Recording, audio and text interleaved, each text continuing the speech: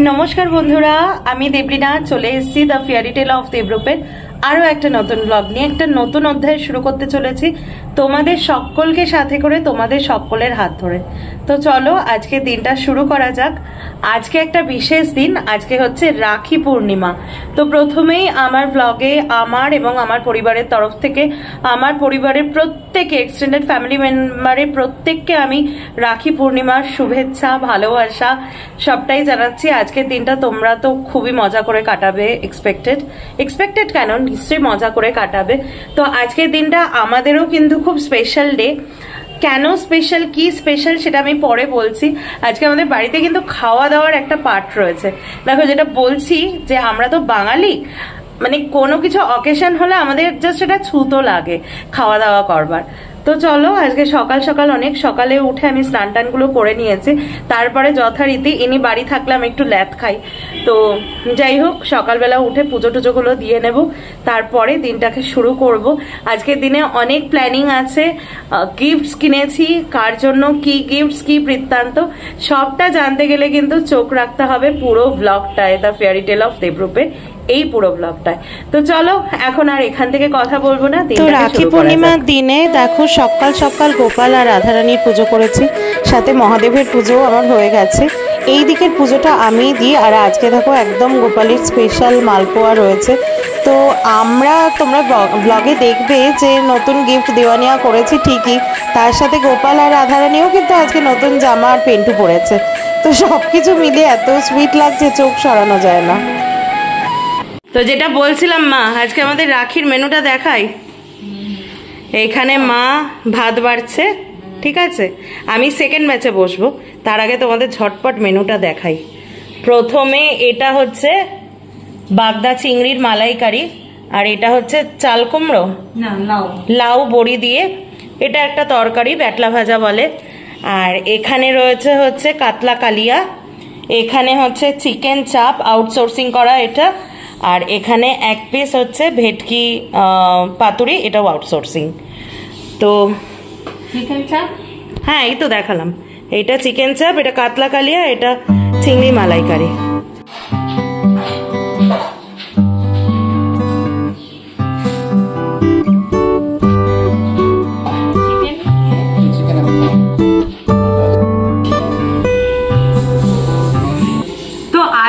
কারোর জন্মদিন না রাখি সেলিব্রেশন হচ্ছে, বলে না বাঙালির ভুড়ি ভোজি হচ্ছে আসল কথা। দেখো রাখি এখনো বেঁধে উঠতে পারিনি, অবভিয়াসলি সন্ধ্যাবেলায় বাঁধবো, কিন্তু তার আগে খাওয়া দাওয়াটা যে লেভেলের হচ্ছে।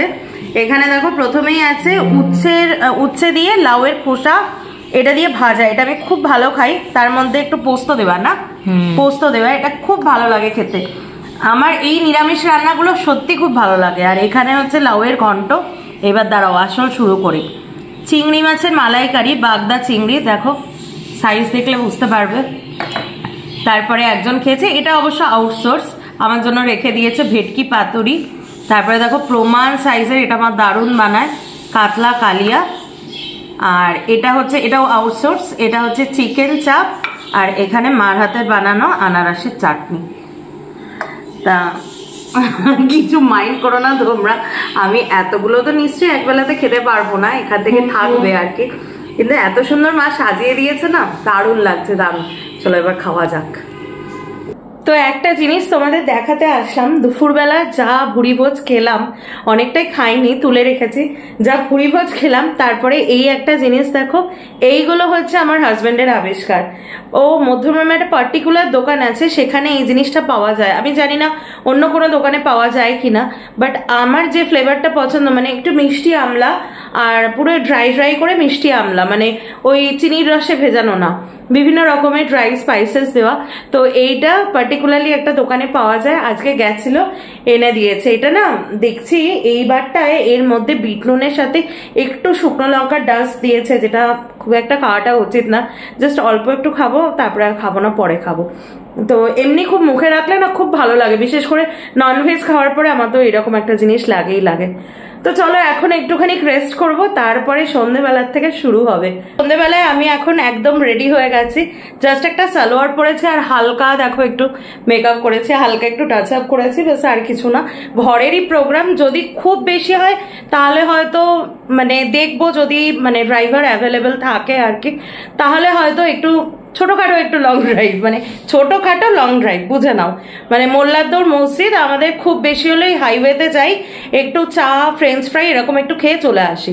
তো ওই মোল্লারদৌড় মসজিদই ম্যাক্সিমাম হবে, তার বেশি আজকে আর কোনো কিছু না। দুপুরবেলা যা হয়েছে ওফ বাপরে বাপ। তো চলো এখন ফার্স্টে গোল্লাকে রাখি পরাবো। আমি তো সেজেগুজে নিয়েছি, মাও একটু দেখলাম শাড়ি টাড়ি পরেছে, বেরোবে হয়তো, দেখা যাক, সবটাই ড্রাইভারের অ্যাভেলেবিলিটির উপরে ডিপেন্ড করছে। তো গোল্লা ফার্স্টে রাখি পরবে, তারপরে রাখি টাখি বাঁধা হবে, তারপরে আমি তোমাদের কিছু কথা বলবো। তো প্লিজ ব্লগটা সম্পর্কে ভালো মন্দ কোনো কিছু ভাবার আগে আমার ওই কথার পার্টটাকে স্কিপ করো না, কথাগুলো অবশ্যই মন দিয়ে শোনো। তো চলো এখন আগে ঝটপট গোল্লাকে রাখি বাঁধি। তো এখন সবার আগে আমাদের আসল লোক রাখি পড়ছে, আমাদের গোলুলাম ভাই।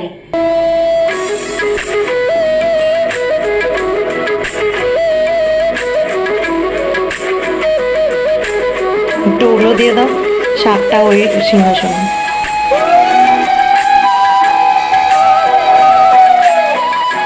মিষ্টি খাইয়ে দাও, একটু মালপো খাইয়ে দাও।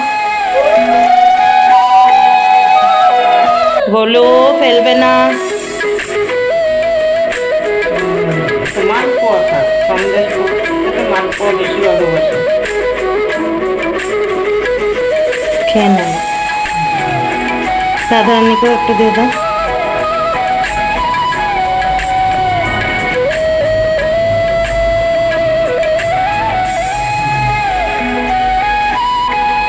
মার সাজটা একটু দেখিয়ে দিই, খুব সুন্দর। চলো কোথাও দিয়ে এটা ঘুরে আসবো। তো ফার্স্ট গোল্লার হাতে রাখি বাঁধা হলো, দেখো এই যে পার্পল কালারের রাখিটা, এটা গোলুর হাতে বাঁধলাম। চলো দেখতেই পেলে গোল্লার রাখি পরা হয়ে গেছে। এবার আমরা ফুল ফ্যামিলি, আর একজন গেছে ঠাকুর ঘরে, এই যে বাবা মা, এই যে ও। তো আমরা ফুল ফ্যামিলি চলে এসেছি, এবার আমাদের ফ্যামিলির মধ্যেই রাখি সেলিব্রেশন হবে।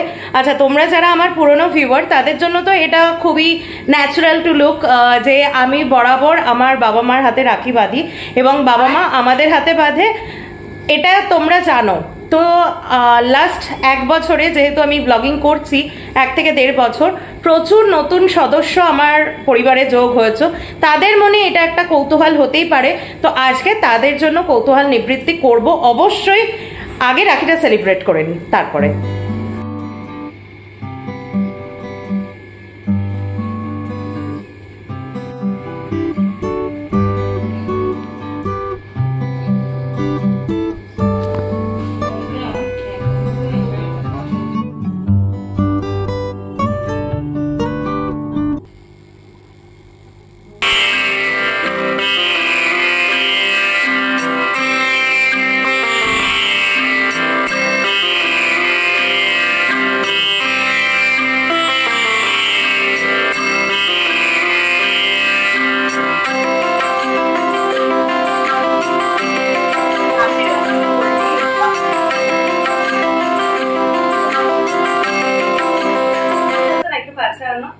দেখাই একটু ভালো করে।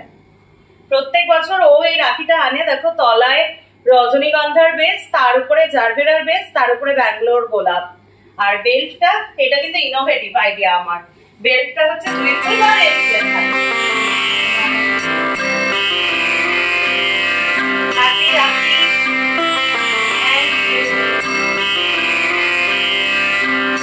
সারা জীবন যেন আমরা করাতে পারি।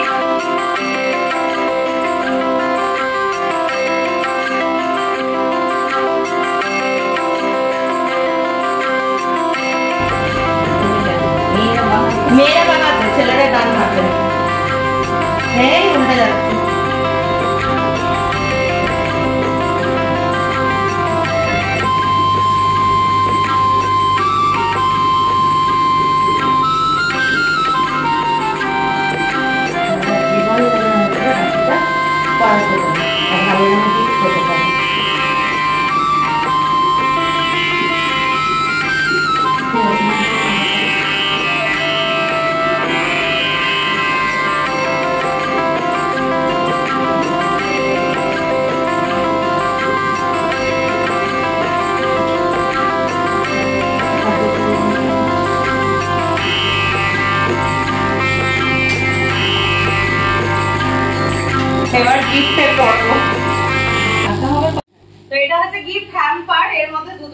গিফট আছে, আমি আজকেই দেখাবো কি গিফট দেয়া নেওয়া হলো, সেটাই তো ব্যাপার না। তো এই নাও, হ্যাপি রাখি দুজনে ধরো। বাবা হাতে পেতে হাত থেকে রাখি বলে ঠিক আছে। তো এখন শুরু হচ্ছে আমাদের পর্ব।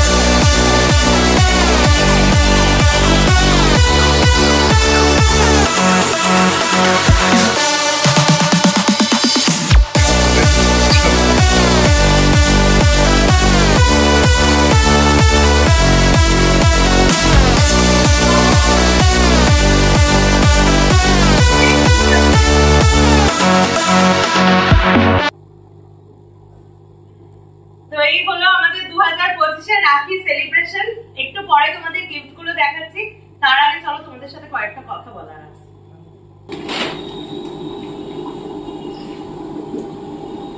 একটা কিছু নরমাল ছিল, হ্যাঁ নিয়ে দাও একটা দেবো, ঠিক আছে। আর এই যে না পুরো করতে হবে না, থাক। এই যে হচ্ছে মিষ্টি, থ্যাংক ইউ। আর এই হচ্ছে গিফট। দেখ আগে হবে কিনা, খুলে দেখ। কত সাইজ? 3XL আনিয়েছি। মানে বড় হবে। গত বছর তো 2XL টা বলছিলিস, অসুবিধা হচ্ছিল। ঠিক আছে তো? হ্যাঁ পড়িস, একদিন করে দেখাস আমার। গন্ধ না, মানে রজনীগন্ধা, গোলাপ আর জুই, জারভেরার একমাত্র গন্ধ নেই। তো যাই হোক, আমি তোমাদেরকে আজকে ব্লগে রাখির শুরুতেই বলেছিলাম আমি কয়েকটা কথা বলবো। তো সেই কথাগুলো এখন তোমাদের বলতে চাই, যেহেতু ভগবানের আশীর্বাদে, তোমাদের ভালোবাসায়, মা বাবা ওর সবার সহযোগিতায়, আশীর্বাদে ওদের, আমার extended family member is growing day by day. তো যারা নতুন আছো তাদের মনে একটা প্রশ্ন হতে পারে যে why this is a different kind of celebration. দেখো, প্রথম পয়েন্টেই আমি বলতে চাই যে আমার কাছে রক্ষাবন্ধন বা রাখি বন্ধন মানে শুধু যে ভাই বোনের রাখি সেলিব্রেশন এমনটা না, ওই নিয়ম মেনে উপোস করে রাখি পরানো, I am not hurting anyone, তারপরে পার্টি করা, এসব না। আমার কাছে রাখি means the celebration of the true bonding, যেটা একদম আত্মিক বন্ধন। আমার জীবনে আমার বাবা মা এবং আমার স্বামীর সাথে আমার যে সম্পর্কের বন্ধন, তার থেকে পিওর অ্যান্ড পিওরেস্ট বন্ধন কারোর সাথে আমার নেই, ট্রুলি স্পিকিং। এবং এটা বলতে আমি কোনো দ্বিধাও করি না। তো সেই জন্য বাবা মা, যবে আমি এটা বহু বছর ধরে করে যাচ্ছি, ফর আ লং ইয়ার্স, এবং সামনে সমস্ত বছর করব, সারা জীবন করব এই প্রতিজ্ঞা ঈশ্বরের আশীর্বাদে। তো যখন আমি বাবা মাকে এই প্রপোজালটা দিয়েছিলাম, বাবা মা ওয়েলি অ্যাকসেপ্ট করেছিল। তারপর থেকে আমি রাখির দিনকে, এমনকি ভাইফোঁটার দিনকেও মা বাবাকে সেলিব্রেট করি। এখন তোমরা দ্বিতীয় পয়েন্ট বলতেই পারো যে হাজবেন্ডের সাথে বললে সম্পর্ক ভালো, তাহলে যখন ডিফারেন্ট কাইন্ড করছো, why he is not allowable. তো প্রথমে একটা কথা বলি, আমি ওকেও বানতে চেয়েছিলাম, but he is not comfortable on camera and of camera, দুটোই। ও যেটা করে সেটা ক্যামেরার সামনেও যেটা, ক্যামেরার পেছনেই সেটা, আলাদা কোনো কিছু না। তো আমার ব্যক্তিগতভাবে কোনো একটা ইচ্ছা, সেটা আমি কারোর উপর চাপিয়ে দেব, এই মানসিকতাটা আমার না। বা আমি আজকে একজন কন্টেন্ট ক্রিয়েটর হয়েছি বলে কোনো একটা ফেক জিনিস আমি আমার চ্যানেলে দেখাবো, এটাও আমার মানসিকতা না। when he is not comfortable, আমি প্রথমেই ওকে বলেছিলাম, ও হেসে দিয়েছিল, তখনই আমি বুঝেছিলাম যে ও কমফর্ট না। তখন আমি সবসময় ওর সত্তাটাকে, ওর বিশ্বাসটাকে সবসময় রেসপেক্ট করি এই ধরনের জিনিসে বা অন্য যে কোনো জিনিসে, for each and every parts of our conjugal life.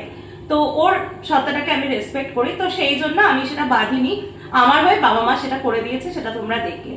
And third point, তোমরা বলতে পারো যে তাহলে কি দেবলীনা তোমার ভাই বা ভাতৃস্থানীয় কেউ নেই?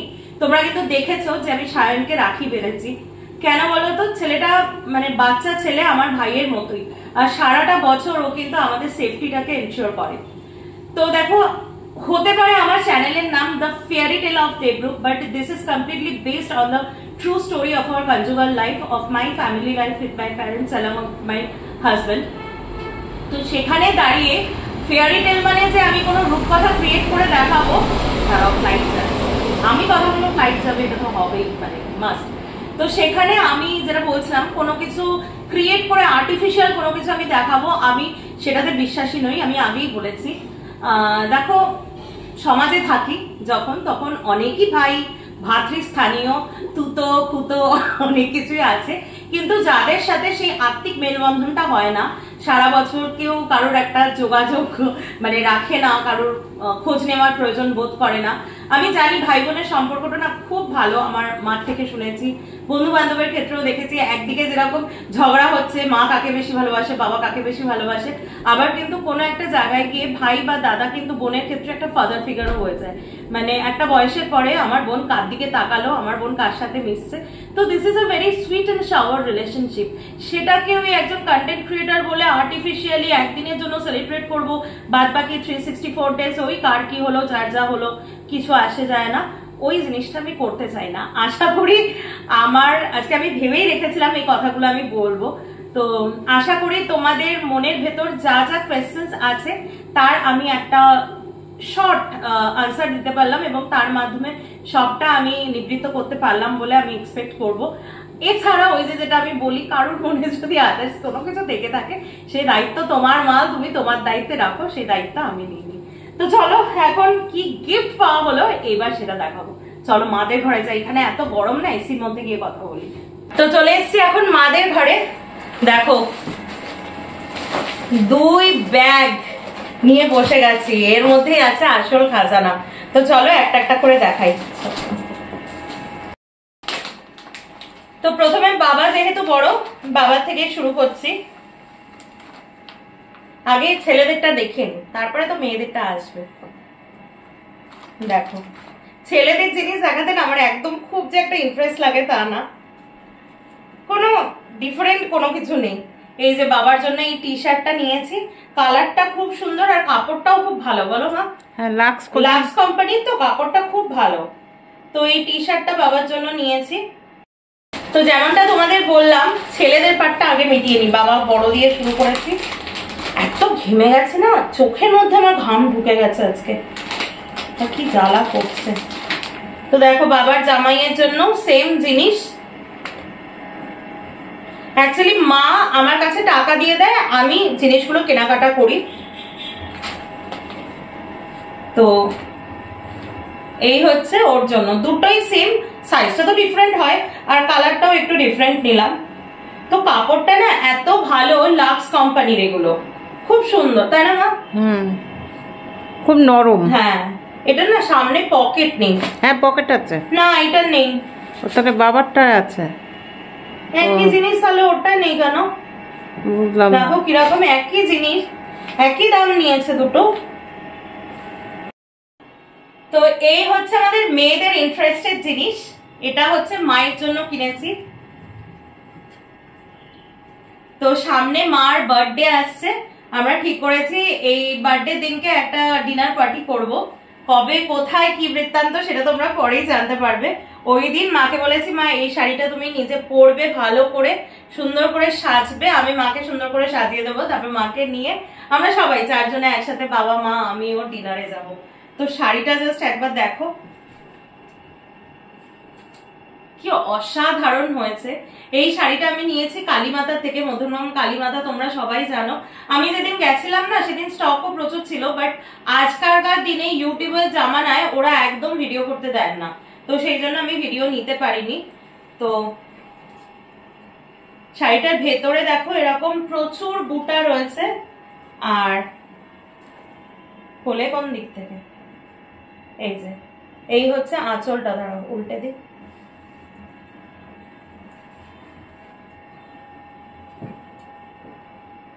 এই হচ্ছে আঁচলটা, পুরো করাত কাজ করা এইরকম। সেটা কেমন আছে না? খুব সুন্দর, কালারটা খুব মিষ্টি কালার। পছন্দ হয়েছে তোমার? হুম, দারুণ হয়েছে, দারুণ। আমি মাকে ভেবেছিলাম, মা না আজকাল সালোয়ার পরে ঠিকই, কিন্তু কিছুতেই সালোয়ার পিস নিতে চাইলো না। কেন নিলে না? এখন পরে অনেকগুলোই আছে, কিন্তু আমি মাকে বলবো, নিউট্রালি বলবো, মাকে আমার সব থেকে, আমি জানি না ছোট থেকে ওটাই দেখেছি বলে কিনা, আমার মাকে সবসময় শাড়ি পরে দেখতেই ভালো লাগে। তো সেই জন্য এই শাড়িটা খুব ভালো লেগেছে আমার। দাঁড়াও আমারটা দেখাচ্ছি। তো এবার দেখাবো last but not the least, আমার শাড়ি। না তোমরা ওরকমটা ভেবো না, মাকে দিয়েছি মানে মার থেকে যে আদায় করেছি তা না। ওই যে বললাম, মা টাকা ধরে দিয়ে দেয়, আমি আর ও গিয়ে কেনাকাটাটা করি। মাঝে মধ্যে মা আর আমিও যাই। তো এইটা কিনেছি। আমি আর সালোয়ার নিইনি, তার কারণ আমি ভাবলাম মা যখন শাড়ি কিনলো, মানে মাকে যখন শাড়ি দিলাম, আমিও একটা শাড়ি নিই, চেষ্টা করবো মার বার্থডে দিন পরার। নিয়ার অ্যাবাউট সেম, একটু জাস্ট কাস্টার। আর তোমরা তো জানোই যে জামদানির উপরে, মানে সফট ঢাকাই জামদানির উপর আমার একটা অন্যরকম মানে আকর্ষণ আছে। তো দেখো আমি সেদিনকে কালীমাতায় গিয়ে অবাক হয়ে গেছি, মানে এত ভ্যারাইটি না, মানে এই ঢাকাই জামদানি, তোমরা অবাক হয়ে যাবে। আর প্রাইস গুলো খুব নমিনাল, যেহেতু এটা খুব একটা সেন্সিটিভ গিফট, সেই জন্য আমি এর দামটা কোনো কিছু বলবো না। অলমোস্ট ওই শাড়িটার মতো, ওটা একটু জরির কাজটা বেশি, সেই জন্য ওটার দাম একটু বেশি। এটা একটু জরির কাজটা কম, সেই জন্য একটু দামটা কম, আমি সেভাবেই নিয়েছি। তো এই হচ্ছে শাড়িটা, ভেতরটায় দেখো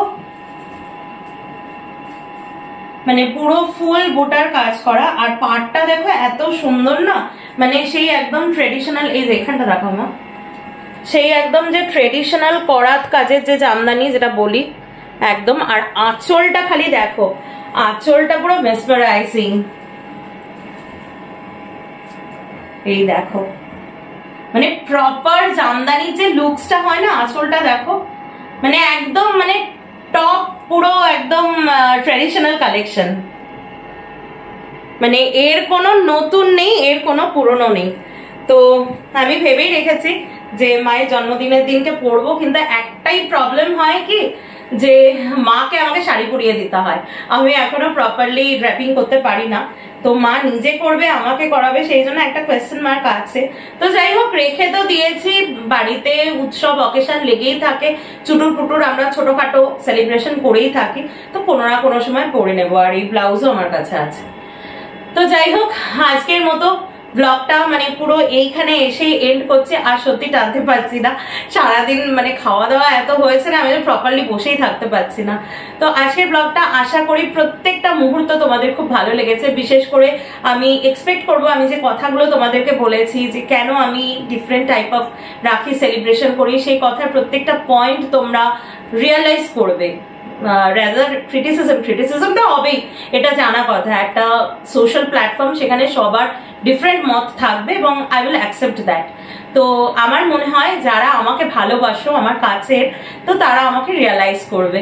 তো যাই হোক, যদি ব্লগটা ভালো লেগে থাকে প্লিজ কি করবে, do like, share and subscribe to the fairy tale of Debrup. আবারও বলছি হ্যাপি রক্ষাবন্ধন। প্রত্যেকে ছুটি আনন্দ করো, মজা করো, তবে হ্যাঁ তোমার মজাটা যেন অন্যের দুঃখের কারণ না হয়ে দাঁড়ায়। Tata, good night.